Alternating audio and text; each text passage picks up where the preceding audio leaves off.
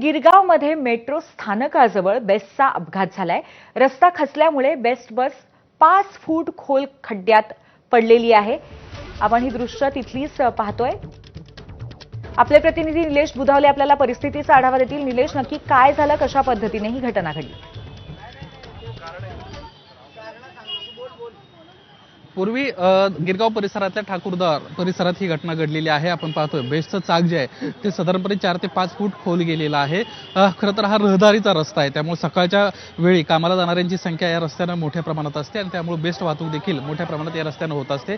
अशा वेळी मेट्रोचं जे काम चालू आहे, मुंबई मेट्रो लाईन 3चं कुलाबा बँड्रा सिप अंडर जे गिरगाव मेट्रो स्टेशन आहे त्या ठिकाणीच ही घटना घडल्याचं आपल्याला पाहायला मिळत आहे। एकीकडे जोरदार पाऊस आणि दुसरीकडे ही मेट्रोची घटना घडल्याचं पाहायला मिळत आहे। खरं तर आपल्यासोबत थेट चालक आहेत, त्यांच्याशी बोलणार आहोत। दादा, नेमकं काय झालं सकाळी आणि कशामुळे ही घटना घडली?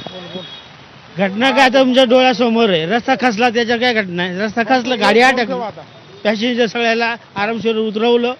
लागलं कोणाला? नाही लागलं कोणाला नाही। ही आमची दुसरी चक्कर होती। आता पहिली एक सकाळी एक चक्कर मारून आता ही दुसरी चक्कर चालू होती आमची।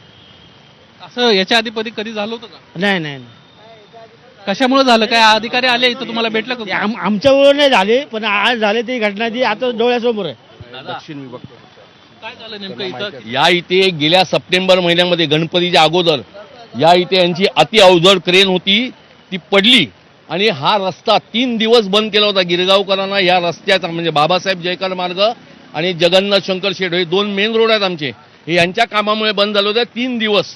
यांच्यावर कारवाई नाही। जे ट्रॅफिकचे पोलीस आहेत हे काळा चष्मा घालून बसतात, यांना कोणाचा हेल्मेट नसेल तर त्याला 500 रुपये दंड लावतात आणि ह्या लोकांना 1200 रुपये दंड लावतात आणि परत आम्ही कारवाई केली। ही थातूर मातूर कारवाई करणारे पोलीस, त्यांना म्हणजे वाहतूक पोलीस, त्याचप्रमाणे व्हीपी रोड पोलीस स्टेशन, आणखीन मुंबई महानगरपालिका डी वॉर्ड यांच्या कुचकामी अधिकाऱ्यांमुळे ही परिस्थिती उद्भवलेली आहे। हा रस्ता रहदारीचा रस्ता असला तरी काही नियम आहेत का की मोठ्या गाड्या जाऊ नये, छोट्या गाड्या? अहो, यात एवढे काटेकोर नियम आहेत। महानगरपालिकेने त्यांची परवानगी दिली, परवानगी त्यांना दाखवायला सांगा।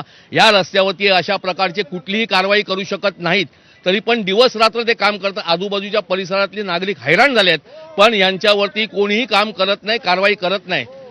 प्रत्येक राजकीय पक्षाचे कार्यकर्ते यांच्या विरुद्ध बोंब मारतात, परंतु यांची पोच एवढी मोठी आहे की त्यांना कोण काय करू शकत नाही। यापूर्वी काही तक्रार केली होती या स्थानिकांना? अहो, मी दिलीप नाईक, माजी नगरसेवक, मी 50 वेळा तक्रार केली आहे। 50, 1 आणि 2 नाही। काय उत्तर काय?